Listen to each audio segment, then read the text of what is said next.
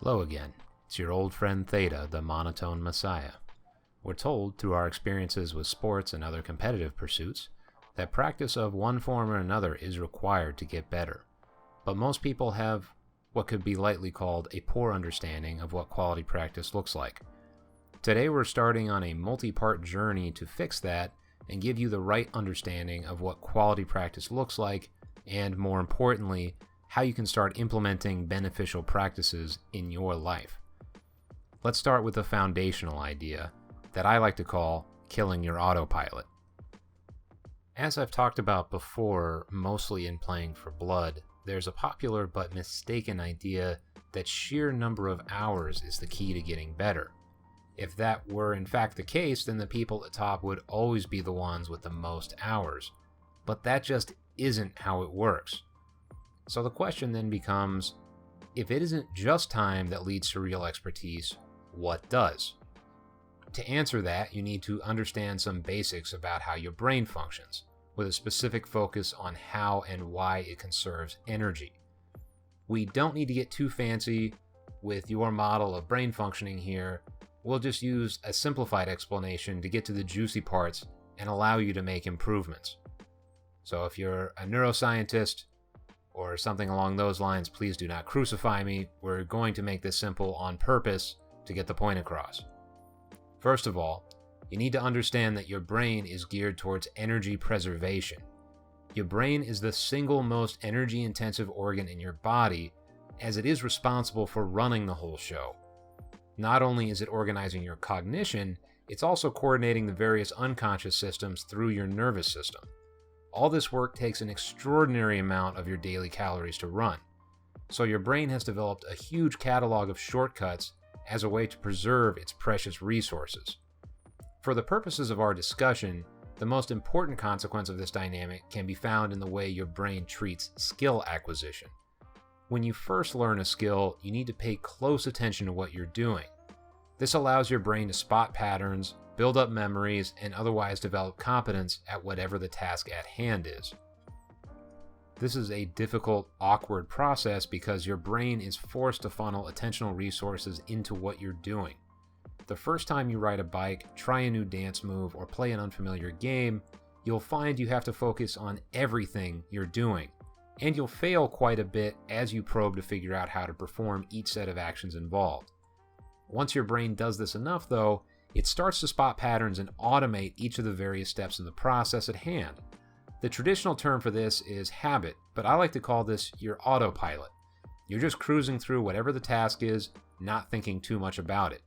Your brain has enough information about the patterns and behaviors associated with what you're doing, and it tells you, kick back and relax.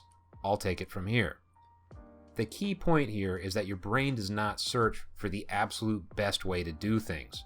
It's fine with whatever gets the job done to some minimal threshold of acceptability.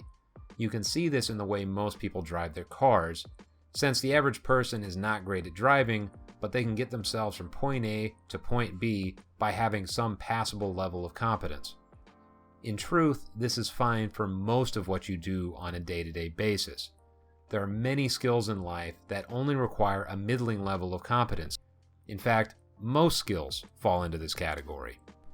It wouldn't be a good use of your brain's resources to focus intensely on everyday activities like putting on your clothes, washing the dishes, or eating a slice of pizza.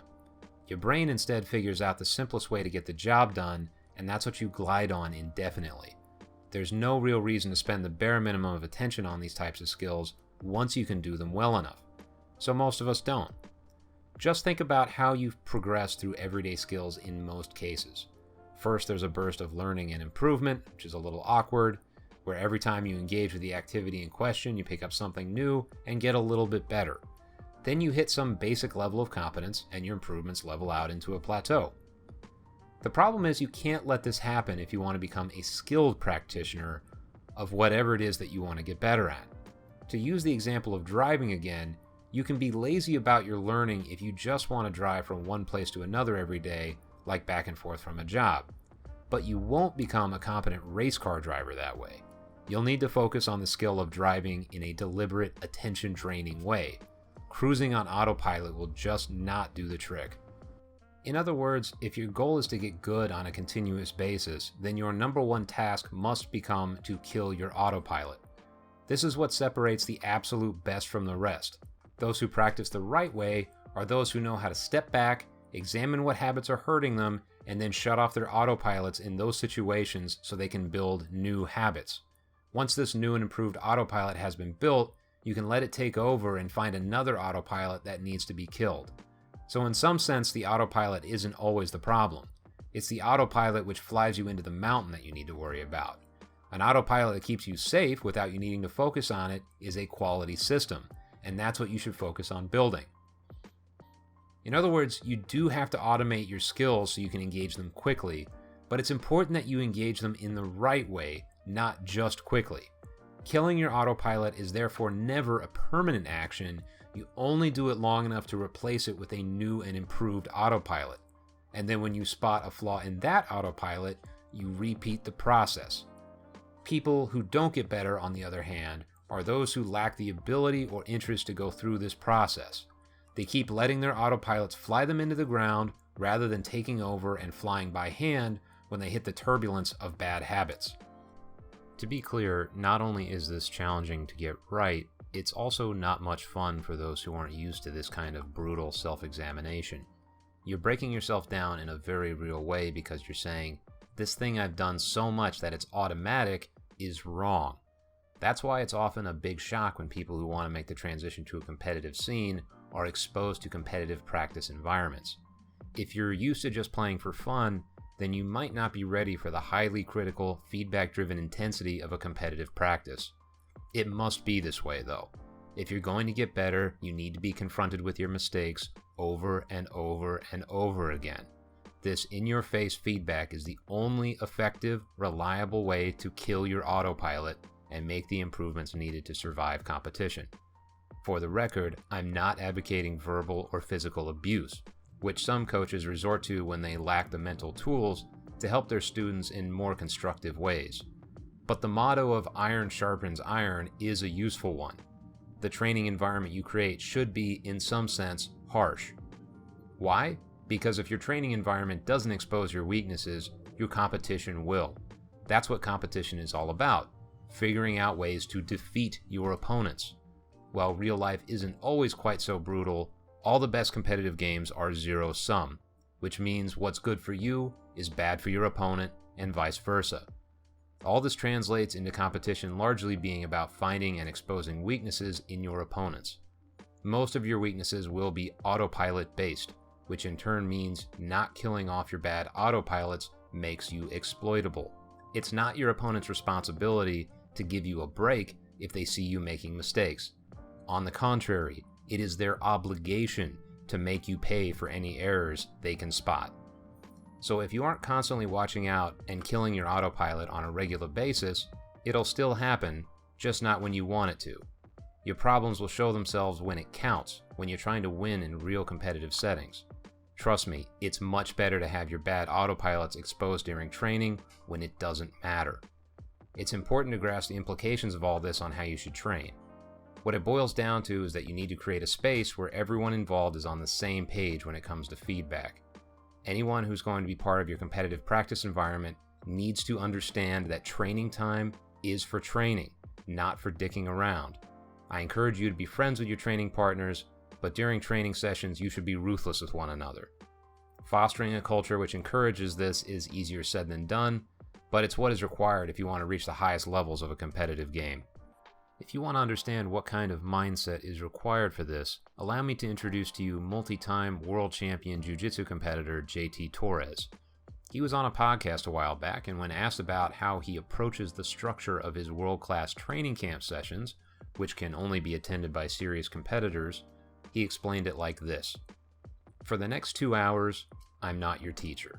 I'm your training partner. Don't ask me about anything, just shake my hand and try to beat me up.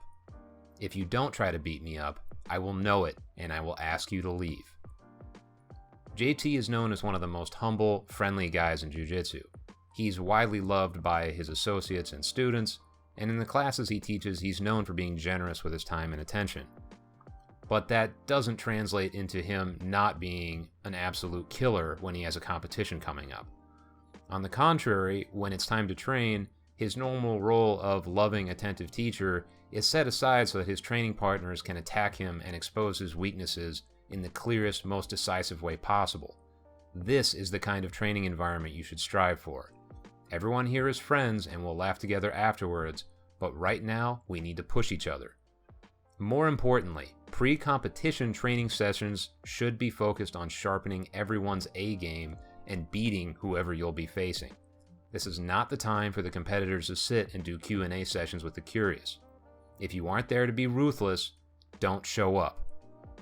There are sessions where it makes sense to do Q&As and slow things down, but right before a competition or when you're preparing for specific opponents is not the time. Anyway, it's only by providing this kind of space, where dysfunctional autopilots are expected to be killed off and criticized in the name of improvement, that champions are born. So what can you take from all of this? If you're struggling with making improvements, chances are very good that you're letting a bad autopilot fly you into the ground.